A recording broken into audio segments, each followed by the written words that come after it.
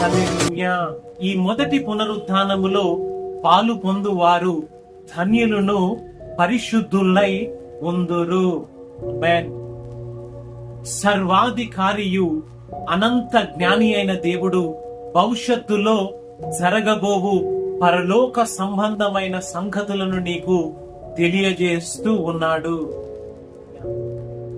మొదటి పునరుత్థానములో పాలు పొందువారు అనగా ఈ యొక్క యుగ సంబంధమైన దేవత అనబడిన అపవాదియు సైతానుకునకు లోబడక వాని ముద్ర అయినను ధరించక గొర్రెపిల్ల రక్తములో కడగబడి పరిశుద్ధముగా పవిత్రముగా జీవించి అంతము వరకు నమ్మకముగా జీవించిన ప్రజలు, మరి గొర్రెపిల్ల 1000 ఏళ్ల పాలనలో పాలు పొందిన వారు ధన్యులు అని ఆత్మ స్వరూపి అయిన దేవుడు నీకు తెలియజేస్తూ ఉన్నాడు. హల్లెలూయా, హల్లెలూయా.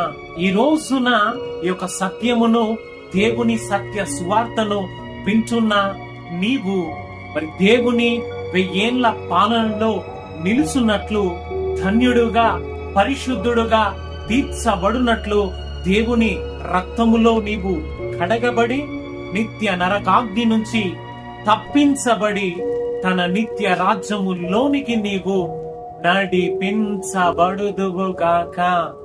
ఆమేన్. హల్లెలూయా.